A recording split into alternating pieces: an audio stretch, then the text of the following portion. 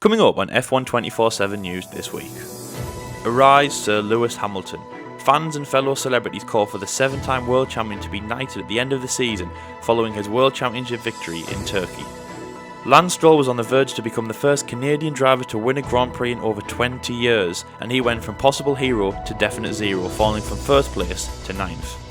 And how Ferrari had a breath of fresh air on their pit wall, and did this equate to why they got a strong podium position and 4th place in the Turkish Grand Prix? And we look ahead to some big news ahead of the remaining 3 races in the Formula 1 season on this week's edition of Word on the Street.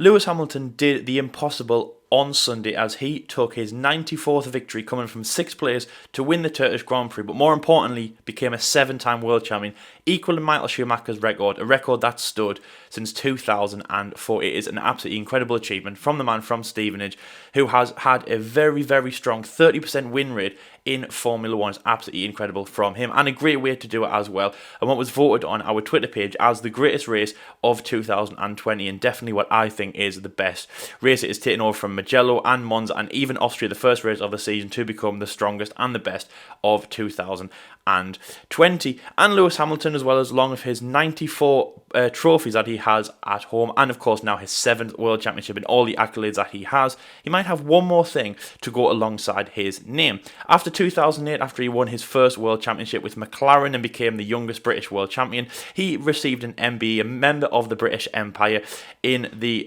awards by Her Majesty the Queen. Now, this is given to accolades for celebrities and sportsmen who do their country proud in their different sports. It was great to see Lewis Hamilton have this, and of course that was when he won his first World Championship, and then 6 World Championships later, here we are. Well, again, the big one that all sportsmen aspire to, of course, up there with the likes of Sir Andy Murray, Mo Farah, Chris Hoy and Steve Redgrave, is of course the Sir title and the knighthood, which is given out by Her Majesty the Queen on New Year's Day, knighthood honours. Lewis Hamilton might be on the verge of actually winning one of those this year after winning his 7th World Championship. Well, again, it's not just us fans that do believe that. There are celebrities out there who do also believe that he can win, and Martin Brundle has stated that he does actually now think that Lewis Hamilton will get a knighthood. People like Serena Williams have also called for a knighthood for the 7-time world champion. It would be definitely good to see Lewis Hamilton with a knighthood for all that he has achieved in Formula 1. He's now the most successful driver from Great Britain in terms of Formula 1, and one of the most successful in Formula 1, if not the most successful. Obviously, 94 compared to 91. Dual on 7. It is incredibly close, and however you want to call it, Lewis Hamilton is definitely one of the great, and definitely one of, if not the greatest, for a lot of people watching out there. What he's achieved with Mercedes and what he's achieved on his own is absolutely incredible. We could be seeing Lewis Hamilton be knighted in Formula 1. It could be really good, and of course that will stand as the only acting driver to be knighted and of course drive with a knighthood. And that is obviously alongside if he does stay in Formula 1, which after what he said on Sunday, which is that he still has a lot more to achieve with Mercedes, it does look like he will be staying. Another reason that he might be knighted is not just because of his work on track, it's also his work off track, and of course what he stands for and what he states. Now again, a lot of people of course look at the Formula 1 aspect of Lewis Hamilton, but obviously the world that we are living in right now, he does stand for a lot more things. He does have a good voice, and again that is why he is liked and adored a lot more. He does stand for a lot more things. He of course is fighting for the environment, for peace, diversity, equality. Of course he has been a big player in the racial equality movement that we are seeing right now. He's really changed Formula 1 for the better, and again as well as the coronavirus situation that of course the world sees itself in. Again, he is standing up for of course safety in this way. However you look at it, Lewis Hamilton is definitely one of the biggest players in Formula 1 and indeed the world right now. He has gained some massive friends in terms of celebrities. He's definitely created a hiatus for himself. And I do believe that we are going to be seeing Lewis Hamilton knighted at the end of the year. Let me know in the comment section below, what do you think about Sir Lewis Hamilton? Do you think that you get used to that? Of course, and also he'll be Sir Lewis Hamilton MBE, of course, alongside his Member of the British Empire that he did receive in 2008.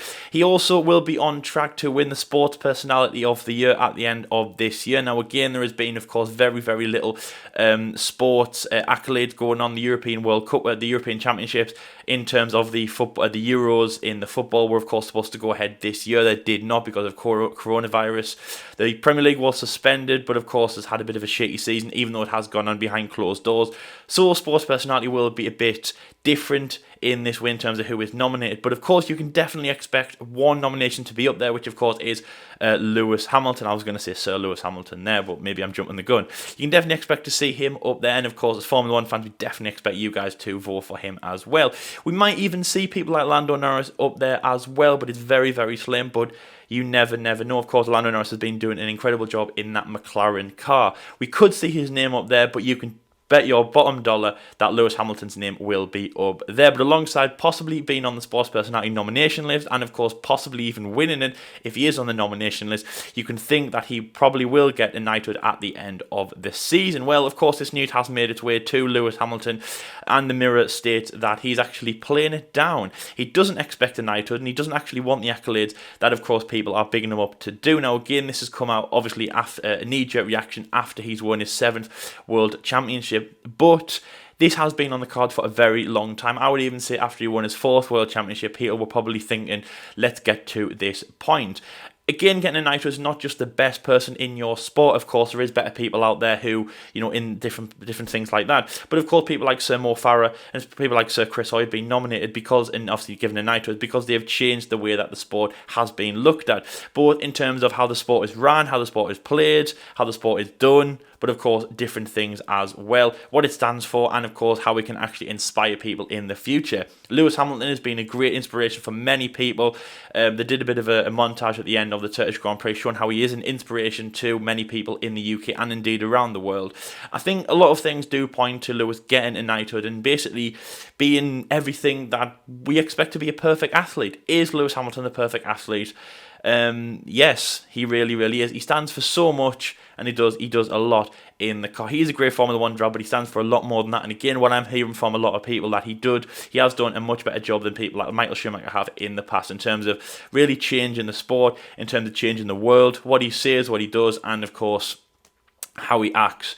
It's really incredible to see what he's done, and he could be getting a possible knighthood in the future because of his work. I'll say, let me know in the comment section below. Do you think Lewis Hamilton should get a knighthood? And also, while you're in the comment section below, commenting on if you think Lewis Hamilton should be given a knighthood and become Sir Lewis Hamilton MBE, and of course the most recent British knighted Formula 1 driver, of course alongside Sir Jackie Stewart. Also, will you do us a favour and hit the subscribe button, click the notification bell, and you'll be notified every time we upload, because we are trying to get to 3,000 subscribers before the end of the season. We are within a month. Take out this weekend, we have 3 races on the bounce, and Formula 1 is over in 2020. I think it's going to be a massive sigh of relief, and we are definitely going to be talking about this incredibly quirky season we have just had. Remember when we started back in June? It was incredible, and it only feels like yesterday. So yes, please help us out in this way. And also as well, we are over on SoundCloud with our brand new podcast series. We are up to episode 6. We'll be coming out on Saturday. If you have SoundCloud, please go and head over, give us a follow, and of course like the most recent podcast. If you haven't, we'll be showing snippets on YouTube, but if you could help us out over here, that would be absolutely amazing. Let us know about what you think about Lewis Hamilton, and of course stay tuned for the next stories. But the biggest one, of course, coming out of Turkey is Sir Lewis Hamilton. What is going to happen? Of course, all of the fans, all of the LH44 believe that he should be knighted. To be honest, Red Bull fan, I do believe that he should be knighted as well. One of the best. We're going to be making our GOAT list very, very soon here on the show, and you can definitely expect Lewis Hamilton's name to be up there. Will he be in first place? And of course, most likely, will he be Sir Lewis Hamilton MBE at the end of the year? Lance Stroll was on the verge to become the first Canadian driver to win a Grand Prix in over 20 years. He was already the first Canadian driver to take pole position since Jacques Villeneuve in 1997 on Saturday. An absolutely incredible pole position, one that we were expecting Racing Point to do many races ago. Absolutely incredible, very much like Daniel Ricciardo-esque back in 2014, really splitting up the Mercedes pairing as well. Of course, Mercedes won every round bar one, which of course was Max Verstappen in the second Silverstone race. Could we be seeing a Racing Point win? Of course, it's still a Mercedes car, don't get me started, but still, would it be amazing to see that? And of course, the second brand new driver who's never won a race before to win. Of course, Pierre Gasly won back in Monza. Could we be seeing Lance Stroll do this on Sunday? Well, it was looking promising. It was a changing condition race. Of course, the wet weather or changing conditions are known to be the one to kind of shake up the grid, make it not just a Mercedes 1-2 and possibly give other people the chance to win, e.g. Sebastian Vettel all the way back in 2008 in Monza. Of course, raining hard and changing conditions meant that the German had a much, much better chance to, of course, beat the McLarens and the Ferraris charging in that race. Well, it was looking good for Lance Stroll. He had a very good getaway and he managed to tame the field with around a 4-second gap, which is the most that he had in lap 12. That was the highest that he had in that race. But then after over half race distance, we were thinking that even though, of course, we were all looking at Lewis Hamilton and, of course, Valtteri Bottas and looking the way of Lewis Hamilton to win his 7th World Championship, we were looking at Lance Stroll and thinking he's going to become the first Canadian driver since Jacques Villeneuve to win a Grand Prix in over 20 years. It was absolutely incredible for him. The Racing Point really, really deserved it. Otmar and Lawrence Stroll were ready to celebrate. They had the champagne on ice and fighting over who was going to go on the podium. And Lance Stroll had this in the bag, but not just that. Sergio Perez had a very strong podium position in the bag. Also, he was most likely going to get second place towards the end of the race. And of course, if Lance Stroll kept it, it would have been a Racing Point 1-2, with even Sebastian Vettel on the podium, which would have been one of the best, if not the best podium of 2020, and indeed, modern day Formula 1 with that. But it did not go that well. After half race distance in lap 35, Lance Stroll fell from first place all the way back to a disappointing 9th place, where he finished the race being overtaken by Lando Norris just on the final lap. Lance Stroll was made to have a bad pit stop strategy after his tyres really badly degraded and he was called into the pit lane. A slow pit stop and a bad strategy coming out in traffic meant that the Canadian driver was sitting in 7th place and came out at 8th place after a second pit stop. He ran in front of Lando Norris for 6 laps before the McLaren driver had better tyres to pass him on the final lap, and Lance Stroll finished almost outside the points after he'd got a pole position on Saturday. It was really, really upsetting to see for the Canadian driver. Most different, though, is that his teammate Sergio Perez had a very strong race, obviously starting in 3rd position after he qualified there. Again, Racing Point, absolutely incredible weekend. 1st place and 3rd place in pole positions for them. Of course, Max Verstappen in the Red Bull splitting them up. He had a very good race, a quiet, comfortable race. Sergio Perez took the lead for 2 laps, but it was looking like he wouldn't win the race, but he would have a very, very strong podium position. Of course, needing to really bounce back from Lance Stroll, who has had more trips to the podium and a better season so far. And of course, Sergio Perez, the man who hasn't got a seat for next season. Of course, again, we made a video about that on the channel and also our brand new podcast on SoundCloud. So please go and head over to both platforms to find out what we say about that. And he got a very strong 2nd place, a very, very strong one for him, of course, alongside Lewis Hamilton, the man who he replaced at McLaren in 2013, and alongside Sebastian Vettel, who I don't think he's ever been on the podium alongside him. And of course, Sebastian's first podium of this season. Really, really well done for him. The only man who was happy for him but still beating himself up was Charles Leclerc, of course, but Seb was very, very happy to do that. Sergio Perez had a good race, and of course Racing Point were happy. But what happened to Lance Stroll? As I've just said there, a bad pit stop call from the team, and of course just bad on the tyres and a little bit of unlucky situations led to his 9th place. But he fell back so much after leading the race for over 30 laps. To be honest, it was a bit of a mystery. But Lance Stroll, very annoyed, but still obviously talking to the cameras afterwards. It was quite bad to see from that. Well, again, Racing Point have come out and said that they had no team orders in place. Obviously, with Sergio Perez and Lance Stroll running in the top 3 for most of the race, they were basically just allowed to race as one, race together. There was no real team orders, and of course, if Sergio Perez was battling Lance Stroll, which happened in a few occasions on the race, then it would have been absolutely fine. But obviously, Lance Stroll kept in the lead. But Lance Stroll was allowed to win the race, of course, and Sergio was allowed to have a good, strong podium. It just worked well for Sergio Perez, and it did not work well for Lance Stroll. It is a real big shame. Again, I do believe that he needed a very good result, but he needed the win. We were all calling for Lance, of course, to finish on the podium, still have a good, strong points finish. Of course, he did get a points finish, but of course, 9th place, 2 positions, just where you get the measly scrape and the barrel points, especially after starting on pole position. He could have got 25, he could have got 26, he could have got 18, 15, he could have finished anywhere else, especially if his teammate got 18.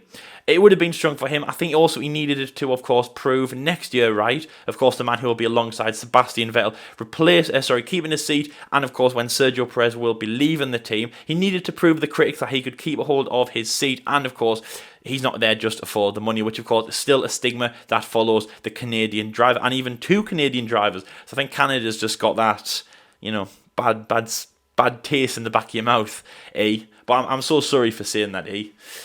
So yes, Lance Stroll was a real shame. It really was. I was really expecting him to win the race. I definitely thought he could. He was in the thumbnail ready to go before, of course, I changed it to Lewis Hamilton. But Lance Stroll could have won the race. I was definitely hoping for him, and definitely good race from him. But what does this mean for the rest of the season with Racing Point? Well, it does mean that heading into the next two races in Sakhir, which is a technical circuit, but especially the second race in Sakhir, which of course will be using the longer international circuit, it will be a very high-speed race. We could be seeing sub 60-second laps. It could be one of the strongest races for Racing Point. And of course, with Lance Stroll fired up like this, and he said in the papers that he needs to bounce back from Turkey, it looks like it will be a strong race for Lance and indeed Racing Point. Let me know in the comment section below, what do you think about Lance Stroll's race in Turkey? Why did he go from pole position to 9th place? Was it a big shame, or like his teammate, should he have been more consistent and of course got a podium just like his Mexican teammate? And of course, again, let us know about what you think about Sergio Perez.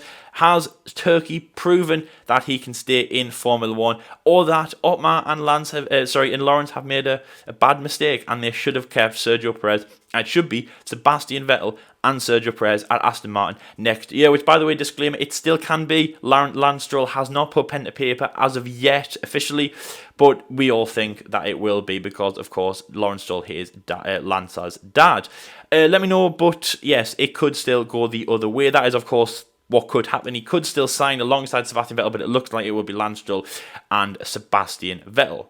Laurent Mekies, Ferrari's sporting director, stood in as acting team principal at the Turkish Grand Prix when Matteo Binotto actually sat out and stayed in Maranello following just feeling unwell, and of course in the COVID situation that we are feeling. If that is the case, it is of course best for him to stay home. Laurent took a position as acting team principal on the Ferrari pit wall, and we were expecting the same things from Ferrari. A bad result, bad qualifying. And of course, Friday's practice sessions and Saturday proved that it did. Ferrari had an abysmal Q3, abysmal qualifying session. Sebastian Vettel back in 11th and Charles Leclerc basically nowhere within sight. They were both out in Q1. It was not good for them. The first few laps for Sebastian Vettel were absolutely incredible on Sunday. He went from 11th place to 6th place, an amazing climb in position, and also Charles Leclerc as well, coming up from 15th position up to amazing points finishing positions, battling the two Red Bulls and fighting for podium positions, which we did not expect. Great pit stops and great strategies called by Ferrari is something that we did not ever expect to even say. Ferrari, of course, are the team that might not have the best strategies in Formula 1, but they definitely did on Sunday, and it led to Ferrari having a great position where even both drivers could get on the podium. Of course, Charles Leclerc chasing down Sergio Perez, and a P2 was definitely in grasp for the Monegasque driver. And of course, who was backing him but Sebastian Vettel? We could have seen Lewis Hamilton win the race and a normal podium, of course, for him, but the two men behind him would be Charles Leclerc, of course, the man who would be returning to the podium after a good, strong first part of the season, but of course a bad second part, and of course the man who will be making his first trip into the podium in 2020, the man who has had a write-off 2020, and of course going to Aston Martin next year, which is Sebastian Vettel. It could have been amazing for the German driver. They would have had two Ferrari drivers onto the podium. Well, of course, Sebastian Vettel did get onto the podium after running in 4th place. He overtook Charles Leclerc, who was having a problem with his car on the final corner. Charles Leclerc, of course, fell to an abysmal 4th place. Well, I say abysmal, sorry. I mean, he calls it abysmal. I thought it was pretty good. Of course, the man who was beating himself up on the radio saying that he did an SHIT job, but obviously he was very happy for Seb and the team. But 3rd and 4th in this situation, in what Ferrari have been doing, is very, very strong. Definitely their best weekend in terms of haul of points. And Laurent Mekies, one of the best team principals. Well, again, now Ferrari have said that he might even be taken over from the team for the remainder of the 2020 season. Firstly, Matteo Binotto is, of course, still in Maranello, still feeling unwell. We have a weekend break, and then it is 3 races on the bounce in the Middle East. A lot of hectic travel and, of course, a very busy schedule, especially when we get to the 2 races in Bahrain. Of course, it is go for the next 2 rounds on, of course, the normal Formula 1 circuit and the international circuit, and, of course, the Sakhir Grand Prix. The second race is rumoured to, of course, to be a daylight race. Very hot, very humid, and, of course, an earlier start, or like a 30-ish start for us here in the UK, which, to be honest, I definitely want. I would like to see at least once. We have a night race or a twilight race in Bahrain. I'd like to see them go back to the daytime. Let me know in the comment section below, guys. Do you think that Bahrain should be a night race, or do you think it should be a day race? We have got a poll up there. Let us know in the handy poll above. I would like to see a day race just on an unrelated note. So Laurent might be taking over from the team in place of Matteo Binotto because he might be staying home, of course. Again, if he is feeling unwell, it is best that he stays home, of course. He is still in a different bubble to Sebastian Vettel and Charles Leclerc, but of course many of the team raw personnel. And of course, to see off Scuderia Ferrari's pretty abysmal second half of the season and 2020 Formula 1 season, it might be best that he stays in Maranello and works on the 2021 Formula 1 car. But the second reason, of course, Laurent has been bringing out some great results for Ferrari in the Turkish Grand Prix. Of course, as I just said there, the pre-practice sessions and the qualifying sessions was not good, but the race was very strong from the acting team principal and of course the two drivers. Is this what Ferrari need in their Formula 1 campaign in 2020? It is looking very promising for that.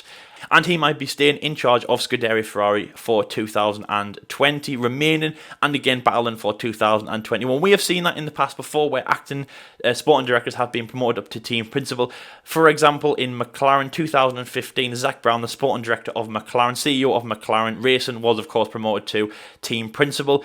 And then, of course, he stepped down for Andreas Seidl, going back to his sporting director position. We have seen that in the past, and maybe we could be seeing that again with an old school style race team like Scuderia Ferrari for 2021. Let me know in the comment section below. Do you think that Laurent Macchi or Macchi D's should be taken over from Matteo Binotto for Scuderia Ferrari in 2020 for the remaining 3 races of their season? Or do you think that Matteo Binotto, if he is fit and healthy and of course well to return to Sakhir and the 3 races in the Middle East, he should stay in charge of Scuderia Ferrari for 2020? Let me know, but you can't argue with the results. P3 and P4 and a first position and a first podium for Sebastian Vettel in 2020 cannot be argued, and an incredible job. I know it's not just from Laurent, but obviously the leader of Scuderia Ferrari for Sunday was absolutely incredible from him. So of course, well done, bravo. I don't know where he's from. I think he's French, but I'm not too sure. So obviously, if you are French, merci.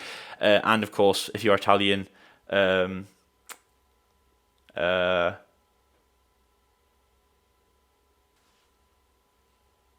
Israeli driver Roy Nissany, the Williams Formula 1 test driver and Formula 2 driver, will get another FP1 session, or 2 FP1 sessions, for the remainder of the 2020 Formula 1 season. He will test for the Bahrain Grand Prix, of course, taking over in the Williams car. It's looking like it will be Canadian driver Nicholas Latifi's car that he will be taking.